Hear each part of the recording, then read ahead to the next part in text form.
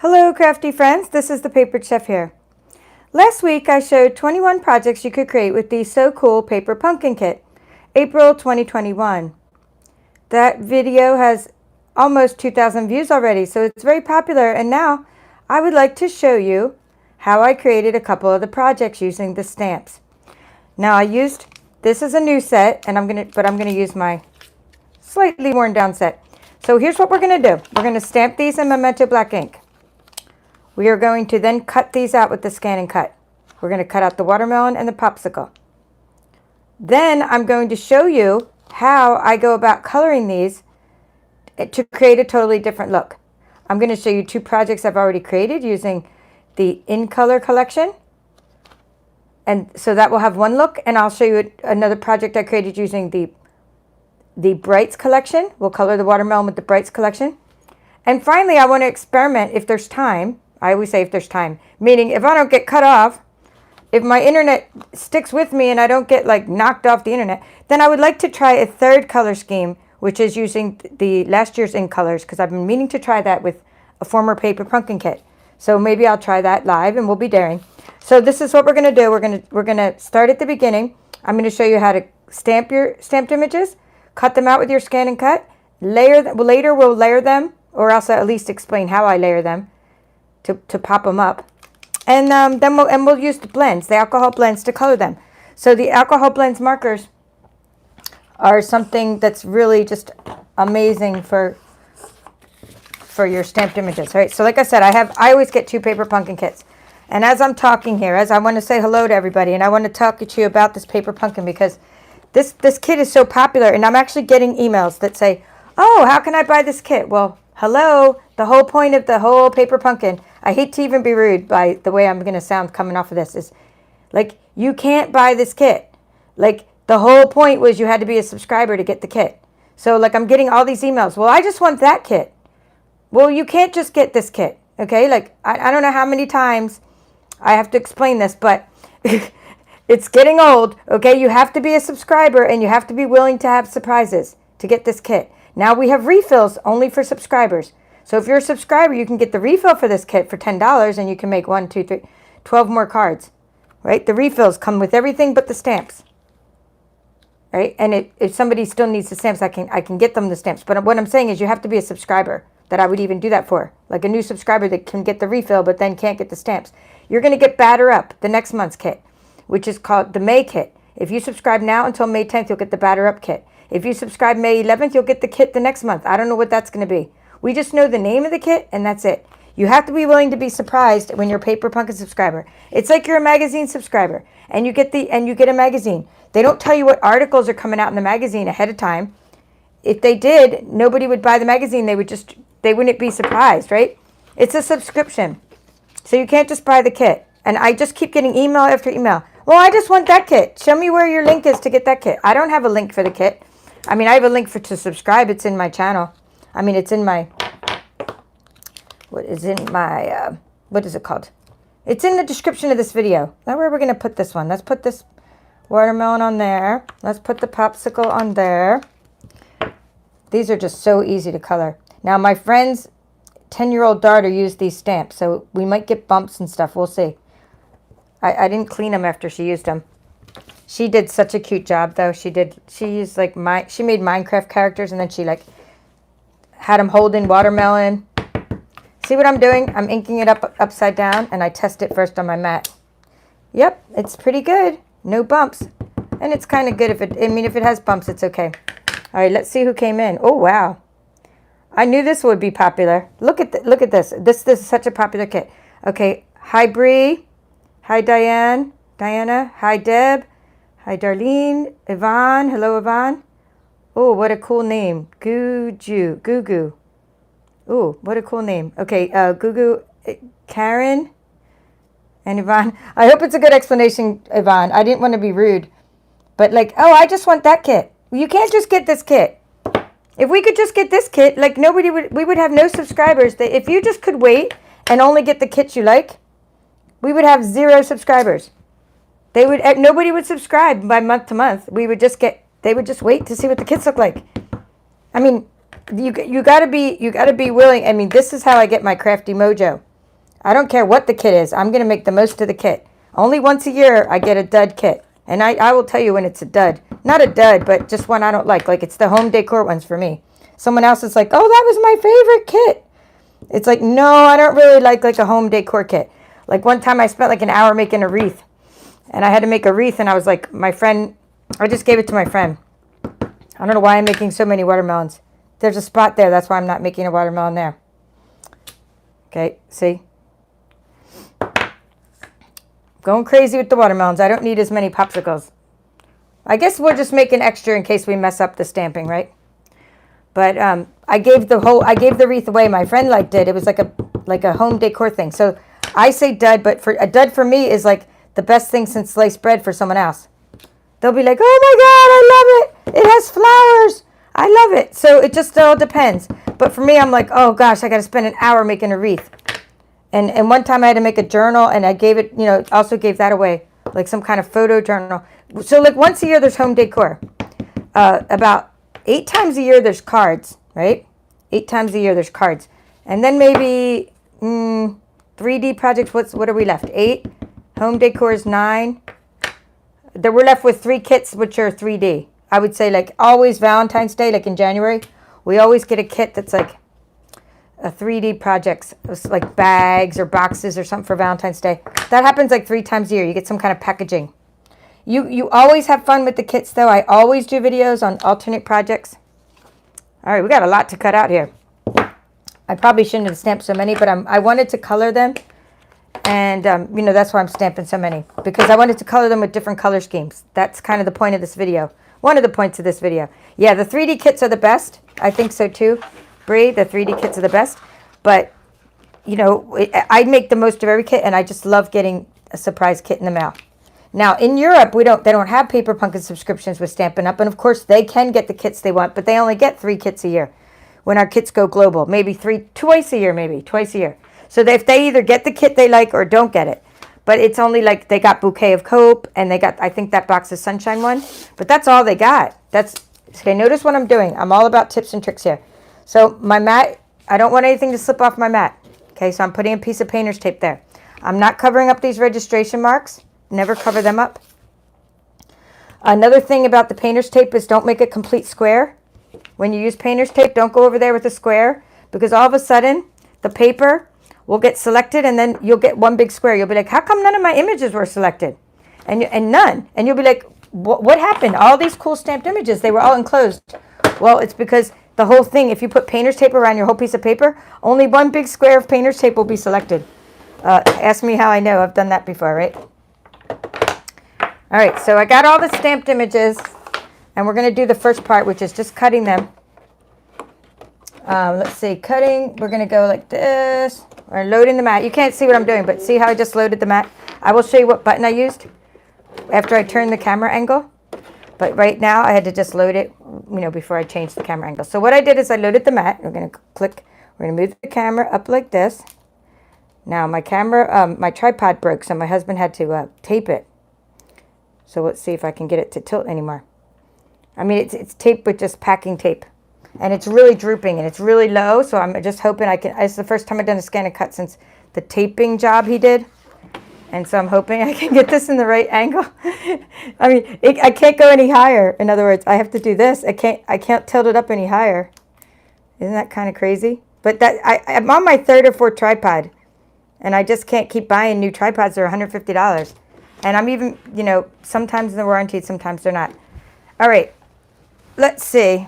I hope I can find a better brand sometime. Now, what I'm going to do right now is scan. Now, watch what I do. This is a tip for when you have an overhead lighting, or like right now I have an OT light, because that's what I use for crafting, because I'm kind of, need reading glasses and everything. I'm turning off my OT light. I'm leaving my overhead light on. It's on the ceiling. Of course, I'm not turning that light off. Never keep a side light. This is a side light. It's my video light. Never keep lights on when you're scanning. It just doesn't work. I mean, it'll mess up your scan. It'll mess up the scanning. So now I'm turning on my machine, and you could do this with, I'm going to use this SDX 125 for this tutorial, but I'm not going to, I'm going to just tell you what the difference is between this and a CM model, right? This one has an auto blade, but I will tell you what to do with the CM model. And let's make sure nothing's stuck in my blade holder. because sometimes I have a little paper stuck in there from what I was doing last night. I'm good. So I'll tell you what the difference is, but you can follow along with whichever model of ScanNCut you have. So when you turn on your machine, you're going to see pattern and you're going to see scan. We're going to select scan. We're going to do what's called direct cut because we're directly cutting out these stamped images. Okay, we're going to use a direct cut. This is asking where do you want to save the information you're directly cutting. You can save it to your machine or to Canvas Workspace if you're all set up and you're wirelessly connected, which I am. It has a good signal. However, I don't need to save it there. I just need to save it to my machine. This is only temporary storage. You won't even see it's happening. It's just kind of working memory. Now it's asking, do you want to scan I'm just going to go ahead and scan the whole 12 by 12 area because my popsicle is hanging off the bottom. If I just had my images sitting up the top, my popsicle is a little bit hanging off the 6-inch mark. So I want to go ahead and scan the whole 12 by 12. And I'm always going to use black and white recognition mode because there's really good, well-defined lines on these stamped images. Hardly ever use color recognition mode. Now, while this is scanning and cutting, I want to explain why I don't color before I cut. There's 3 reasons I don't color before I cut, and I'm going to explain that as these are cutting. And I'm also going to say hello to whoever else came in. But there's a lot of people say, well, why don't you just color them before you cut, and then you can use color recognition mode, and you won't have to use your pencil trick. The pencil trick is when you enclose gaps in the lines. But there's a few reasons I don't color before I cut. And it's just worked for me, but there's no right or wrong way to do it because I have friends that color all the time before they cut. All right, so here's what we have.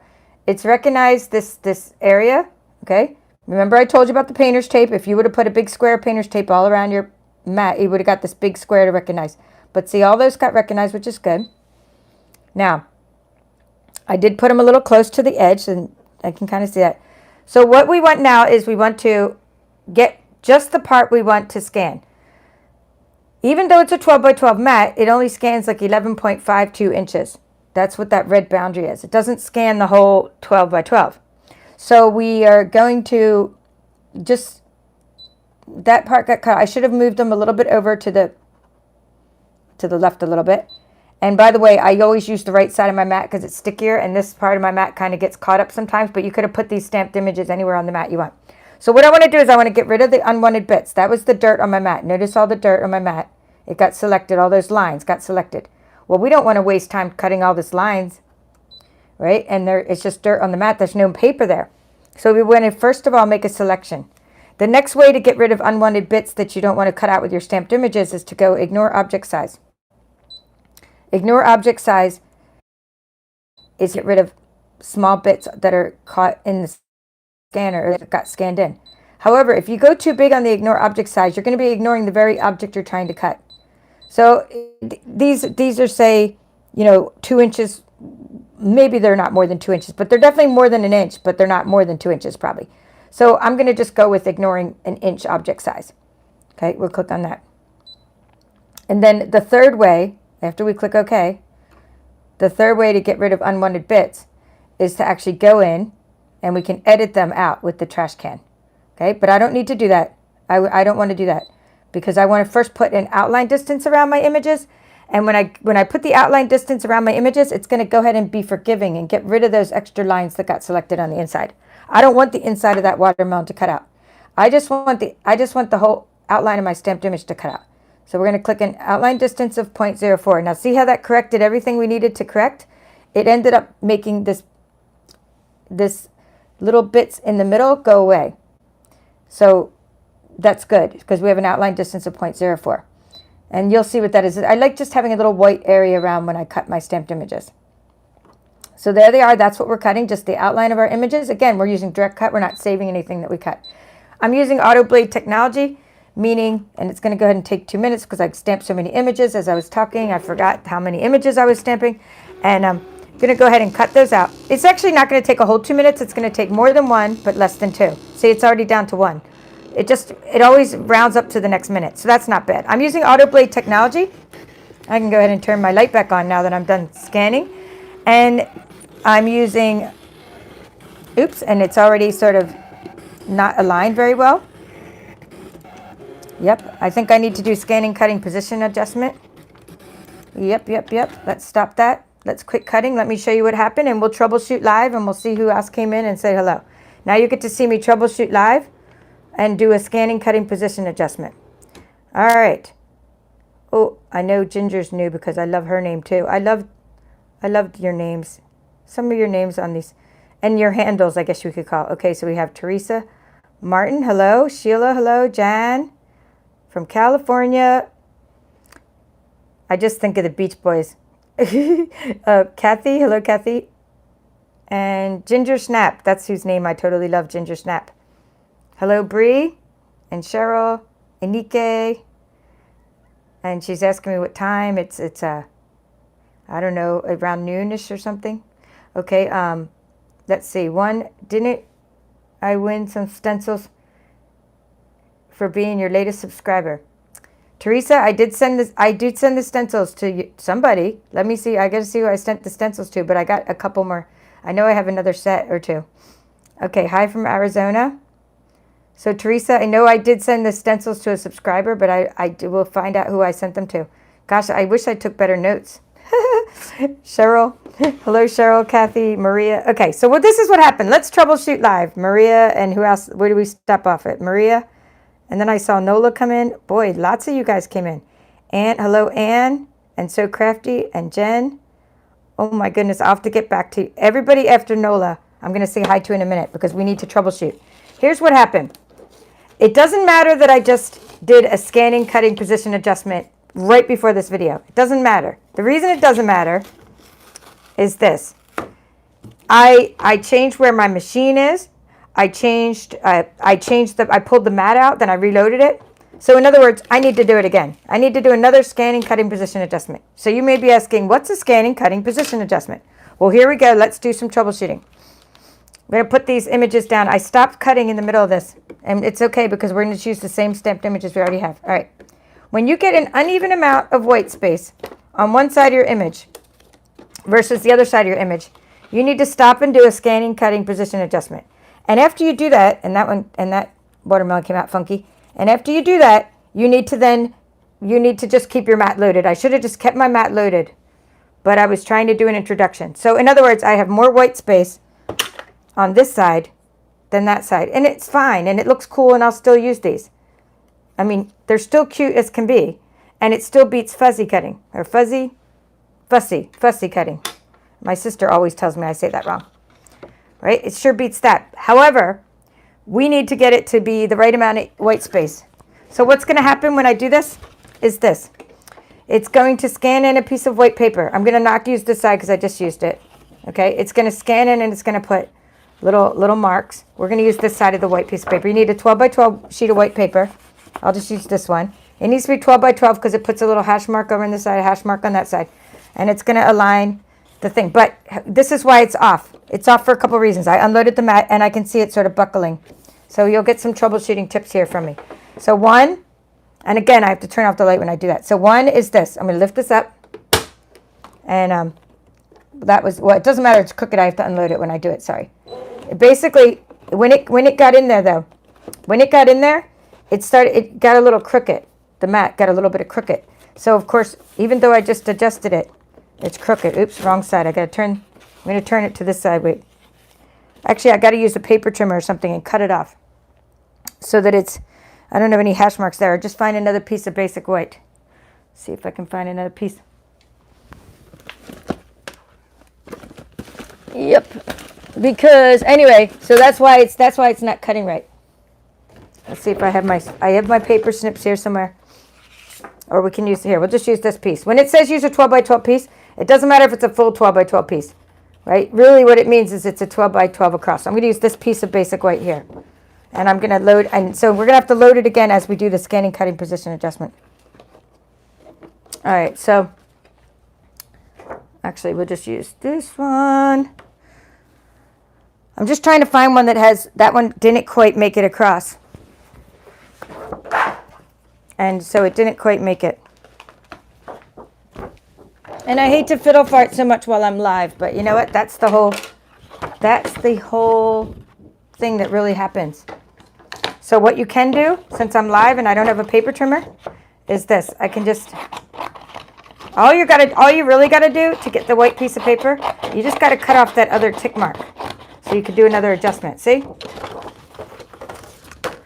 And then because it just needs to scan in the top part and get the tick mark.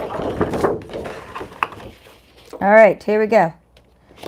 So let's show you how to do that. We're gonna go back. We're gonna forget all this. Forget all that I taught you. We'll go back to that and do it quicker in a minute. You're gonna turn on your machine. You're gonna see we're doing a scanning, cutting, position adjustment. We're gonna get that white space to be even on the right side and left side. We're gonna click on here. We're gonna click on the little tools. You see that? That's the tools. Turn on your machine. Click on tools and scroll down. Scroll down. These are settings. These are in the settings. And you want to scroll down till you see this set of settings called the scanning, cutting, position adjustment. And you're going to, it's going to unload your mat. Okay? It's going to unload your mat. Now I'm going to turn off that light. I'm turning off that extra light. Don't keep extra lights on when you do this. I'm going to load the mat. And I'm going to go ahead and do that scanning, cutting, position adjustment. In other words, you want the same lighting now for this adjustment as you do for when you're going to be scanning. Go ahead and click start, and it's going to go ahead and put those marks there. What I like about the CM models versus the SDX models is after you do that little hash marks or whatever, the little tick marks, you can actually then manually adjust it to be correct. In this one, you can only answer yes or no. You can either say yes, it's aligned, or no, it's not. If you say yes, then it saves your setting. If you say no, then you basically just keep going through the same process over and over again. It's kind of like this cyclical thing. So bottom line is after you'd use this scanning, cutting, position adjustment, don't unload your mat like I did for this tutorial. I should have just left my mat loaded because then I would have had the same settings set and it would have worked better. Okay, so it's doing the little hash marks, and I'll show you what the piece of paper looks like. And in the meantime, I'm going to take these messed up watermelons, and I'm just cutting them off so they don't get scanned in. Right? Because it just wastes time. That shape will get scanned in. All right, see, my only choices are yes and no. And I'm going to just say yes, it's aligned, because it looks aligned to me. Or it's going to be better than we had anyway. So we're going to just say yes, because if we say no, we have to do that same process all over again. And it'll be enough for this tutorial. But you basically sometimes have to do this 5-6 times before it's really good. And yes, and before it really works. So that's how you do the scanning, cutting, position adjustment. You got to see me troubleshoot live, and we're going to go back home. And now we're going to start back where we were before, and I'm going to show you those tick marks. See the tick marks? The tick marks it made, and then it scanned them back in. That's what it just did. That's how it did it. Let me turn on the light so you can see that. See that? It's not quite right in the middle, but I mean, it's close enough. It made the tick mark, it made a dot, and then it asked me if it was in the middle. It's going to be better than it was. Let's put it that way. It'll be better than it was. I'm taping this piece back down, not so close to the side, and I'll try to go up to the, what I'll do this time is I'll make it a little shorter so that I can go up and say that it's less than 6 inches now. I mean, it's in the top part, I mean. All right. So my mat is buckling a little bit, but we're going to hold it down. Holding it down. So we're going to click on, we're going to do this one faster now. We're going to say scan. We turn on the machine, we say scan, direct cut. Save it to the machine, and we're going to change it to 12:6 recognition mode, and we're going to click OK, start, and oops, hopefully I got my light off in time. Don't keep your overhead lights on when you're scanning. It messes up your scanner.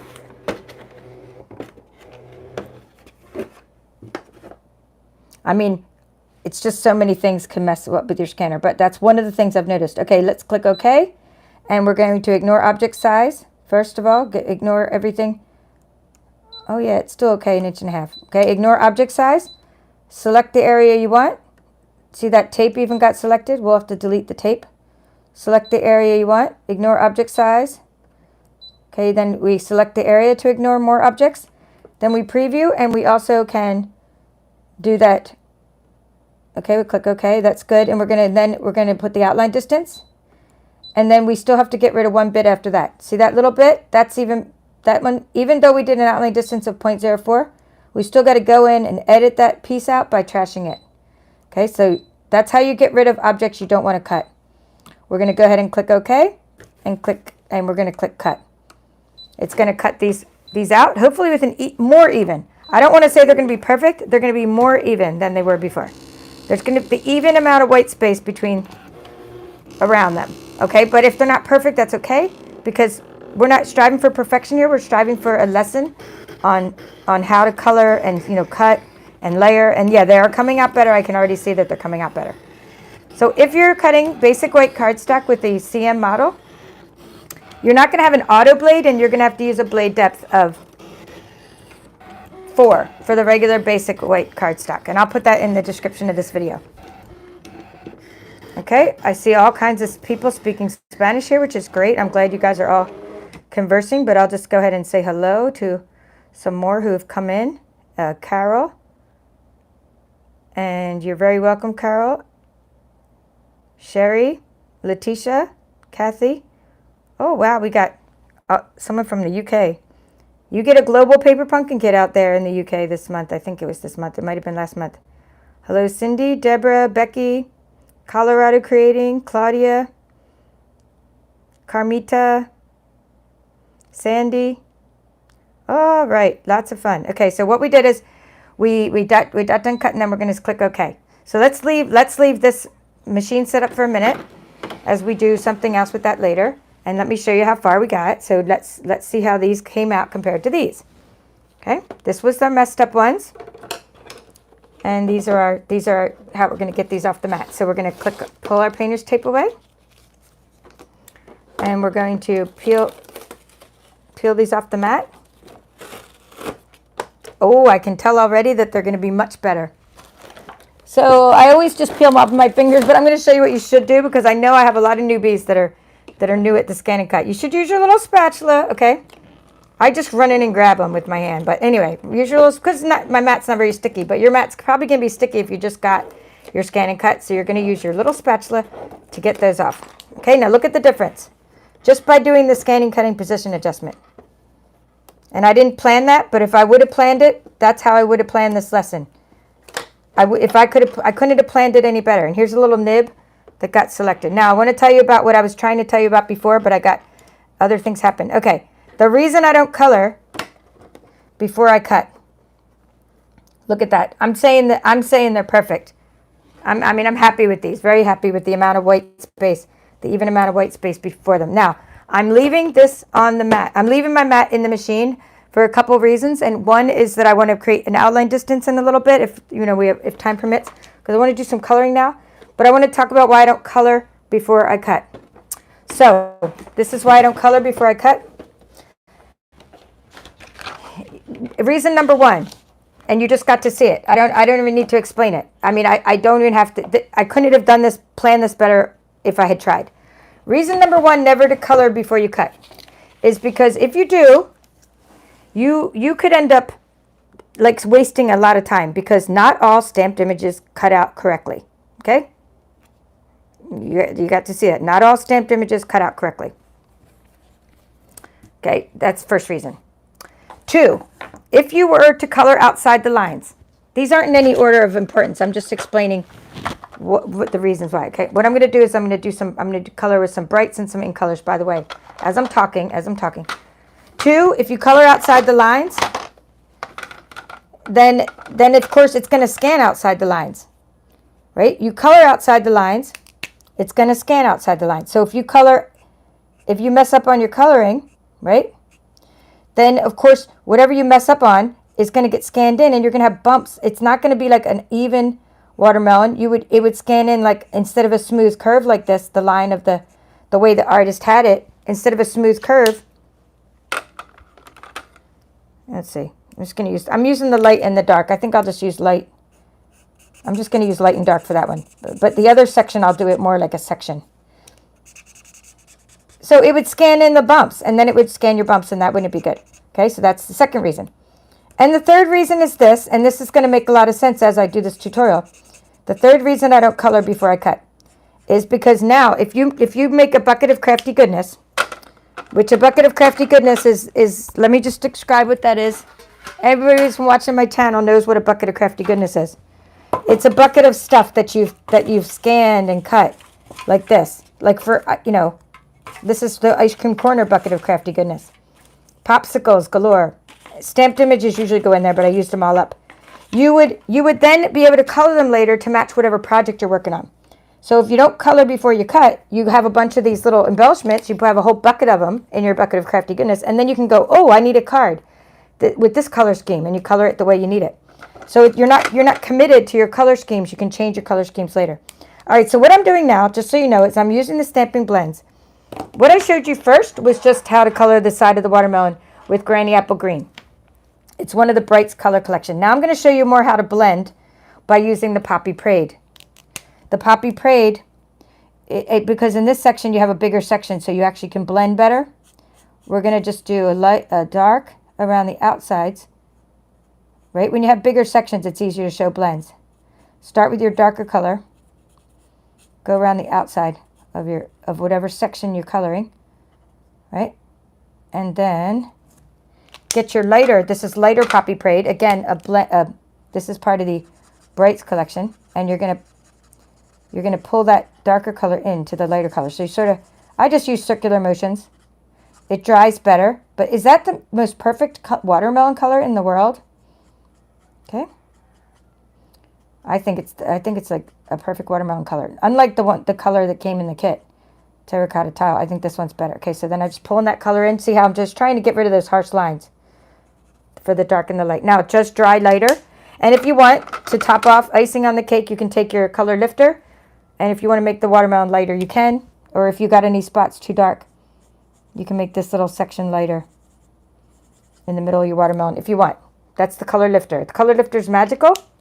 It's magical. I call it my magic marker, my magical marker. Okay, so let's do that. We did one in the Brights collection. Now let's color one in the In Color collection. Okay, and then I told you I had an experimental one to do. So In Color collection.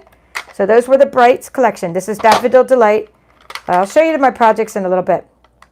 That's another color that goes really good with this, so I could use that for the popsicle.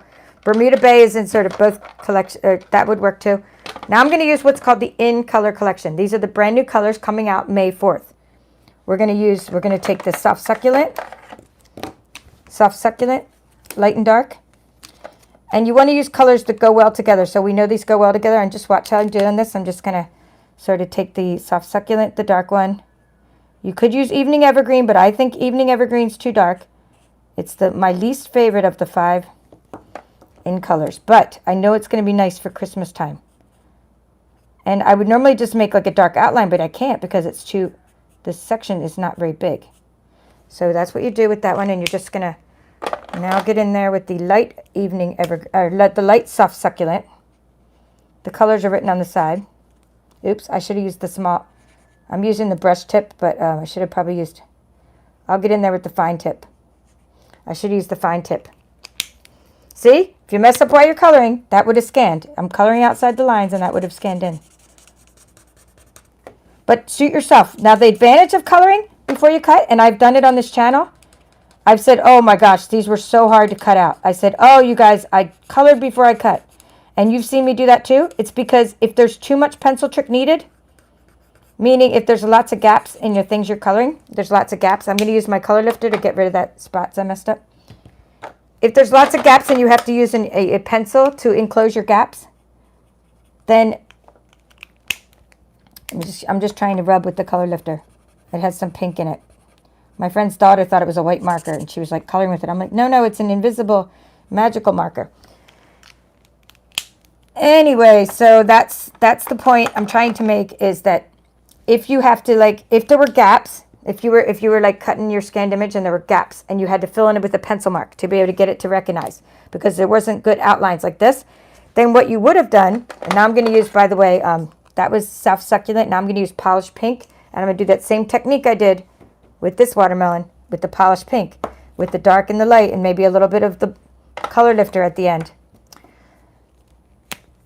Okay, so if you had to get your machine to recognize your scanned images, then of course coloring before you cut really helps give the machine a good way to recognize your stamped images. And you don't even need color recognition mode because you have good contrast. It's just the colors will help solidify. You won't need to fill in those gaps with a pencil because you've colored them first. Okay, so if that makes sense. So there is a reason to color before you cut. And there's no wrong. Anyway, in crafting, don't let anyone ever tell you you're doing anything wrong. I mean, there is something wrong as far as like colors don't matter. Okay, I will tell you, let me take that back. I can tell you your colors don't coordinate. That would be wrong. You got to have coordinating colors. But other than that, you can color before you cut before you color. There's no wrong way to craft, to layer, to make cards. But do have coordinating colors because that makes a difference on people's eyes. Look at the difference. What if I would have used polished pink with granny apple green? How would that have looked? No, right? These two go well together because they're the same color group. Okay, so now I did the light polished pink, and then I'm going to take my color lifter, get in there for the middle. I used the thick side. Get in there and lighten up that part, and then I'm going to also get that little part that I messed up, and then we're going to do that third color, and we're going to go back to the popsicles in a minute after we do the. Okay, that's good. Now, what I've been wanting to try, and I will try with you guys. Let's see if I have one good watermelon. Which one's the better watermelon? These are, I guess, my watermelons. Those are my messed up watermelons. Did I only have 2? Where's the paper? Oh, I only had 2. But it's okay. It's okay. We will.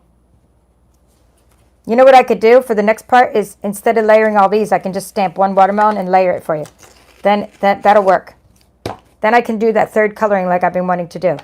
The third color scheme. But my popsicles are good. So I have enough popsicles, but these are, not that I won't use these, but not for the tutorial. I will use these later in my bucket of crafty goodness, but not right now.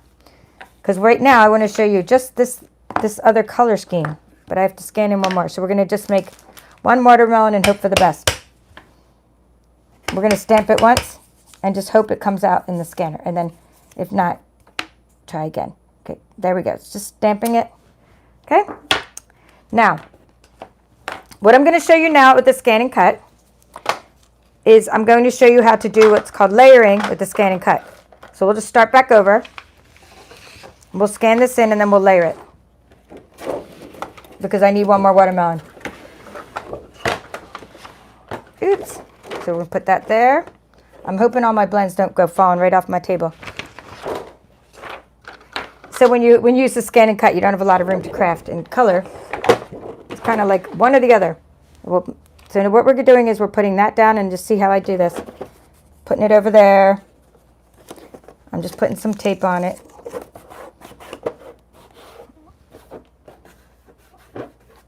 All right. And you might be saying, why if you restick your mats? It doesn't matter that I restick my mats. They're not very sticky, even after I restick my mats. Sometimes they're sticky when I first restick my mats. But really, it's kind of like they don't stick very well. Okay, so what we're doing is I'm going to just go backwards. And we're just going to start back over and we're just going to scan this one watermelon in. Hopefully you can see that. So we're just going back to the home. Let me see if I can't tilt this up. That's as far as I can tilt it, guys. I know it's kind of rough on the camera, but you know what? I'm not buying another tripod just yet. I will eventually. All right, so what we're doing is we're going to start back at home and we're going to say pattern scan, right? We're going to say scan, direct cut, save it to the machine, 12 by 6 recognition area, 12 by 6 area. I'm doing this faster. We're just going to cut out a watermelon is what we're doing. You saw me turn off my light, so I don't need to mention that again.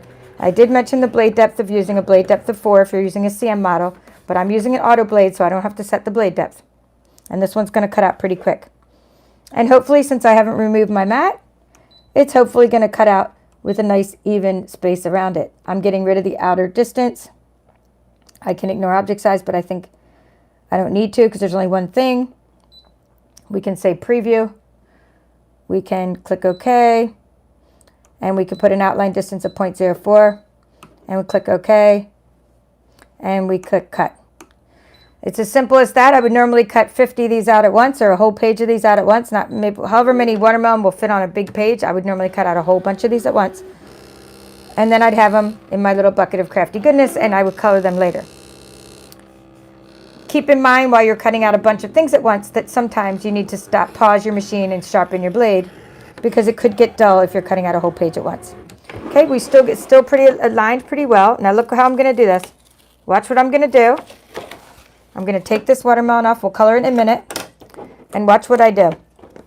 See where it was? It was sitting right there. We're going to take a piece of black cardstock. Of course, you would do a bunch of these at once. So don't think like, oh, wow, this is time consuming. No, you would do a bunch of these at once.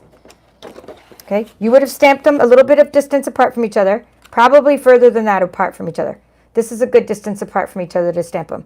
Stamp your objects with about that much of a gap. You're going to put a piece of black cardstock right where this was. Right? The watermelon was sitting there. I could put the cardstock there. It would still work, but I'll just put it up there for intents and purposes.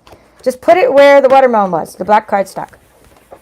Or whatever color you're going to layer with. What I'm showing you right now is you're going to make a layer. Okay, you're going to click, it's back here, and you're going to go to where it just cut, and you're going to click back. Now I'll do this part slower since you already know how to do this part. Now we're going to click here to the outline distance, and we're going to click 0.08. So we're making a layer. We're making a black outline that's bigger than this. So we cut this out at 0.04 so we can go 0.08. 0.12 would work okay, but I find that 0.08 is just enough to pop something up with a nice layer. We're going to click OK and cut. It's just cutting a shape for us, that's all. We're not saving the shape, nothing. We're not saving it, we're just cutting a little blob out that's the same size of our watermelon with an extra little outline distance. It really adds dimension, it really makes it pop. So we will use that on our project after I color it. And those other ones are drying really nicely and the colors are looking nicer as they dry. Those other ones we just colored, okay? So there we go, there it is. That's what we just did. Check this out. How cool is that? Now we have a layered watermelon. And you could keep going and going and going and keep adding an extra outline distance and keep on layering and layering and layering. I think I can unload my mat now and have a little bit more room because I'm done with the scan and cut part. We're just now going to do a little bit more coloring. See how those are they're drying nicely? You might not be able to see. Let me turn on my light. See how they're drying nicely? Those watermelon. And here's what I thought would be fun to try today because I haven't tried it yet. There is a kit. So, let's see. I already lost the little black piece. I don't know what happened to my watermelon layer. There's a kit, and it was like last year's paper pumpkin kit, and it has a different color scheme using last year's in colors. And I think it was called a kit in color. I'm just looking for my watermelon. There it is. There it is. All right. Whew. I was like, that's the whole point. It's called a kit in color, and don't worry that and in that kit in color, there were other blends that I would think would match that kit. So I was going to try those right now. And they are, last year's in colors are Just Jade and Magenta Madness. So I thought, let's try that. Here, I think I need to hit that one with a little bit of lightness on the middle part because it's getting splotchy. Okay, this one I'm going to take the dark Just Jade. Okay, just move that up into the camera view. Maybe I can turn my camera now. Let's see. Oh yeah. Oh yeah. We got it going on. We got the camera angle. It's better than it is for the scan and cut. We're just coloring Just Jade. I'm going to take the Just Jade marker. And we are going to try a watermelon with that. It's always easier with small sections to use the thin side of the marker.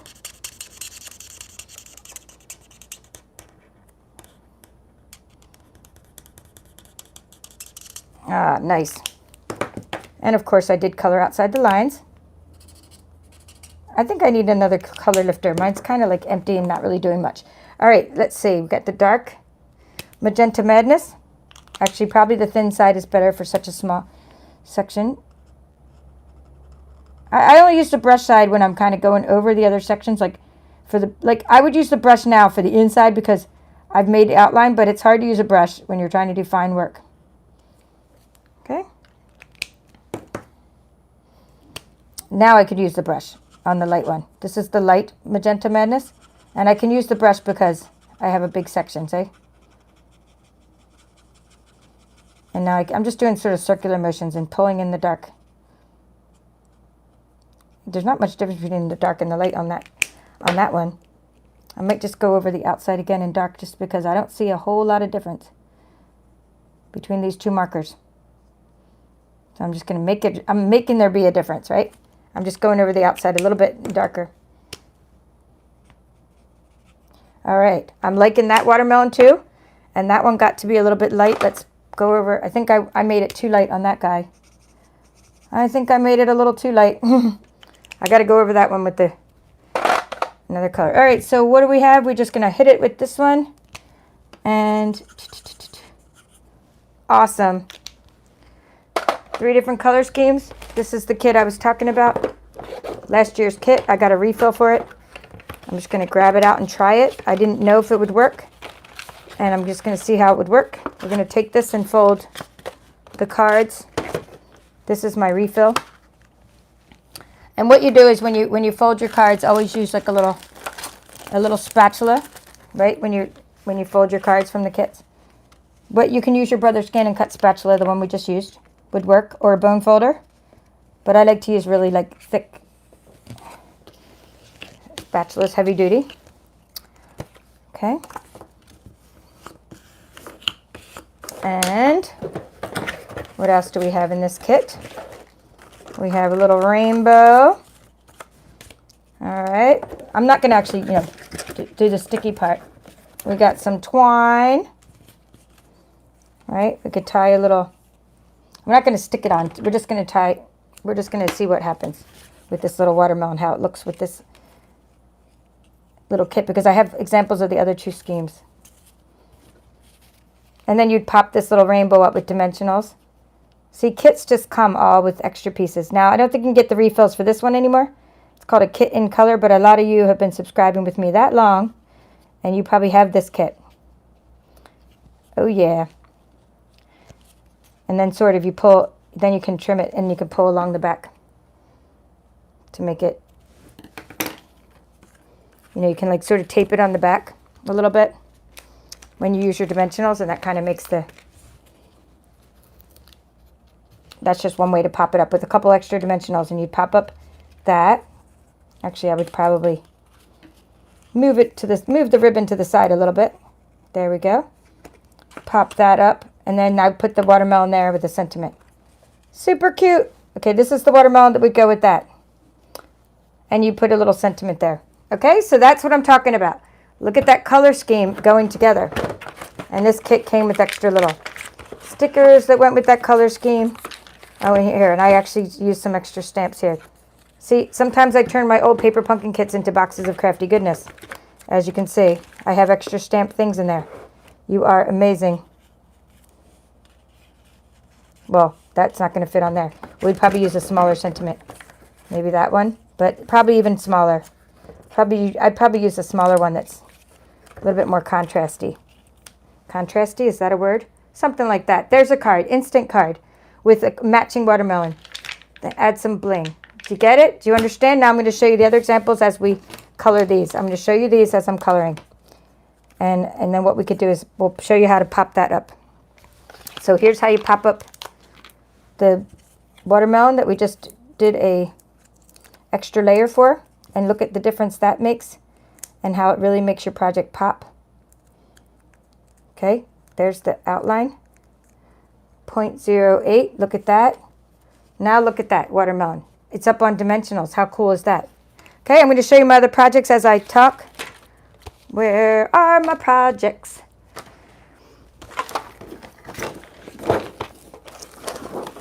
I found the white cardstock I was looking for earlier. That's a good thing. And we found the instructions.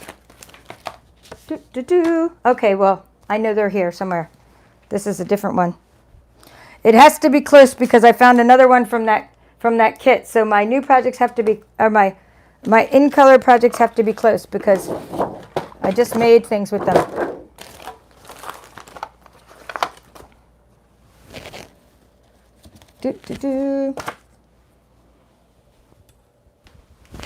All right, we'll find them. We'll start coloring and they'll probably pop up. Here they are. Here they are. Okay, here we go. Here's what I wanted to show you as we wrap things up. I'm just going to start coloring as I'm showing you these. So we just got done showing you how to make one with last year's in colors. And what a difference that watermelon makes, right? That watermelon matches those in colors. So that would be a card project. Now I'm showing you how to do them with the brights. And then I'm going to show you how to do one with the ink colors. Or not how to do one, just a little bit of the popsicle, how I got there. This is Brights. That's the Brights collection. That's the watermelon we just made. And I'm just going to grab my Daffodil Delight. And the Daffodil Delight, you're just going to do the popsicle. You know, I don't want to leave anything out, right? No stone unturned in my tutorials. I want you to be able to repeat the projects. Feel free to repeat whatever you see. Go ahead and make, oops, that side's drying out. I'm going to use the thin side for that. Oh, when it gets squeaky, it's drying out. Now, I've tried to refilm with these markers and without much luck. So I just have to get new ones. I need a new Daffodil Delight. Put it on my list of things to buy. And then I have what I like to use for the stick, for all the popsicle sticks, is cinnamon cider.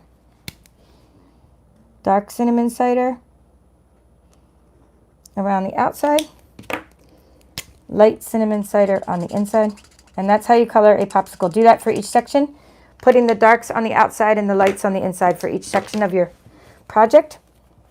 And that's how you'll get this. And then the one extra touch that you might not notice until I get close to the light here is that I used Wink of Stella.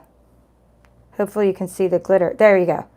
I think I have the right angle because I'm looking through my camera lens. I'm not looking at my table. I hope you can see that that Wink of Stella really makes a difference on your watermelon, and it actually makes a nice glow on your watermelon. Wink of Stella is just a glitter brush that you paint everything over. After everything's dry, you just paint it over with a glitter brush. And I did that to the popsicles. So that's how you do this. This is this month's Paper Pumpkin Kit. So cool. This is the color scheme that came in the Paper Pumpkin Kit. It goes along with our Ice Cream Corner Designer Series paper. See, this is the color scheme from the kit. We did not color with this color scheme today. This is made with the color scheme from the kit. We colored with two different color schemes. We colored with the Brights collection. The Brights collection is just comes with 10 different colors. You know, we used a couple of them, and then I used the Brights Designer Series paper. And then the ink colors, we colored with, here you go. That little watermelon goes with that. The ink color collection is our new 5 ink colors. And I'm just going to show you what I showed in my last video. In my last video, as I wrap things up, I talked about the ink colors in my last video and my new ink color club. It's a way to collect all the 5 new ink colors, starting with Pale Papaya. I showed in the last video what the ink color club was comprised of, and I showed in the last video what my cardstock share was comprised of. So if you missed that and you want to see 55 colors by Stampin' Up, or 55 pieces of cardstock you'll get, then be sure to watch the last video I just showed on YouTube. And it'll show you all these colors. I took them all out of the packages. And I also showed what the early bird bonus will be, and I'll extend the early bird bonus till May 7th because I just didn't get a chance to post until yesterday. But then I also showed the projects that are a result of the last Ink It Up tutorial I did, and I'll quickly just fly through these as we wrap things up. I'll fly through all these ink colors. So these are the same ink colors we just colored. These watermelon we just did is the same color scheme as this. All right. And somebody asked if I did something with the Cricut software. I don't know what they're asking if I did with the Cricut software. So, because sometimes questions go through, I do have Cricut software, but I use this Brother ScanNCut software. I use this Canvas workspace a lot.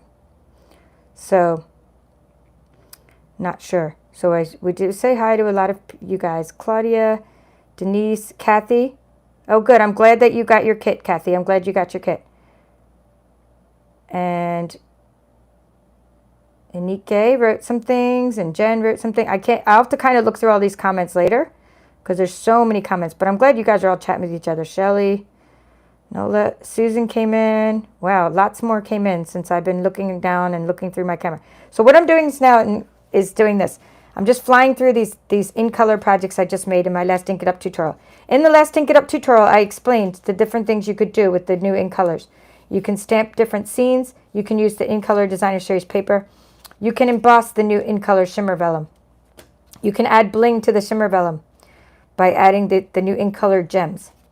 When you do color coordination and you're thoughtful about your color coordination, it doesn't matter what you do, your projects will just automatically look good. They'll be like one step above others, and they'll be professional. When you look at people's projects and you're like, I like it, but I don't know, it's okay. It's because they didn't use the right, they might have a beautiful technique, but they didn't use the right color combination. And that's one thing I love about Stampin' Up! Is the colors coordinate. My husband helped punch out a lot of these little butterflies for me. Okay, so what I asked him to take all my scraps from my ink colors and cut out some butterflies, and he did. He punched all these out. And before I started embossing them, I should have done a little quizzing game, right, of how many are in there. Then what I did is I embossed them with the Tasteful Textiles 3D embossing folder, and I think it does look better with the butterflies on them. However, these cards are going to be used for swaps, and I just have to check with Sandy, who's like the queen bee of the swap group over here, and I have to ask her if it's okay if I use something retired, because I was trying to use all current items.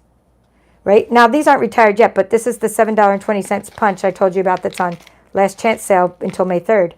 It's called the Butterfly Duet Punch, but it'll be retired by the time I do the swap. Okay, and just notice this about this layer. This is, and so I want to make sure, because it's a swap with demonstrators, that I'm using current product. But if I can use product, if I can add these to my projects, I will put little butterflies on every one of them, because honestly, I think they look better with butterflies. I mean, what do you think? They need butterflies, right? If I have butterflies, I should emboss them and put them on there. But let me know what you think. Or should I be a rule follower and try to follow the rules? Anyway, this is a matte layer, and I really think that made it pop. And I wish I would have thought of it earlier to put the extra layer, but I didn't think of it until later, so half of them are made without that extra layer. Yeah, yes, and the butterflies too. That's what I think too. So I just like that extra layer of ink color designer series paper around the edge. I just think it works better as well.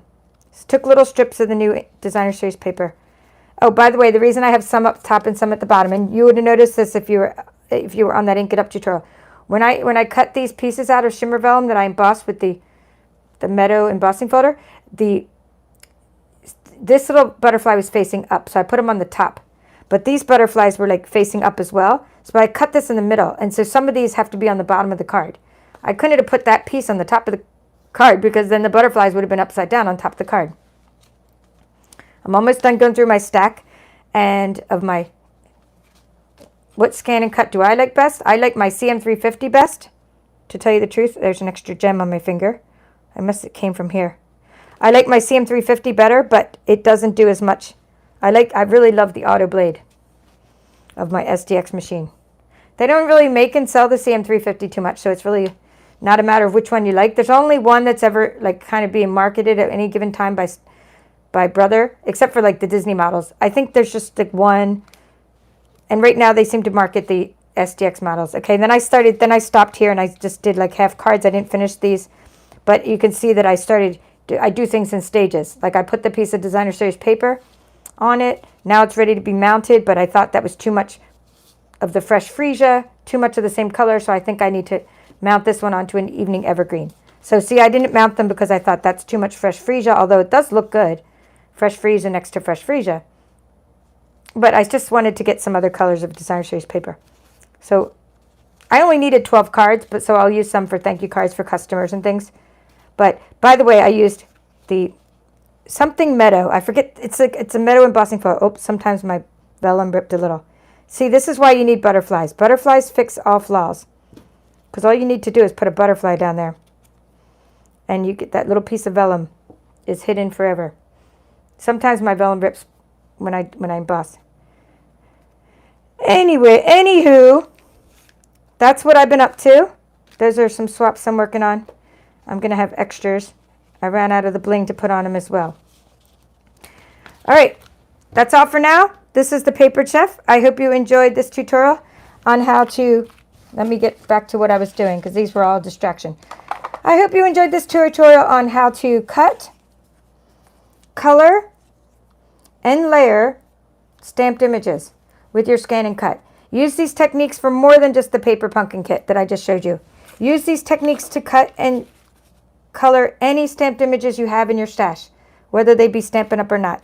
Don't worry that you're in another country where you can't get paper pumpkin, because we're coming out with new kits, and they're going to be awesome. There's going to be like 10 of them to choose from. There's going to be all kinds of kits. It's kind of like paper pumpkin, right? And so the new catalog, well, maybe they're going to be out in June, I think, the new kits. the demonstrators are going to be able to get our hands on them the month before. So kits are coming for all around the world, and just use whatever you have and make whatever projects you want with whatever you have. All right. Thank you. Bye, everybody.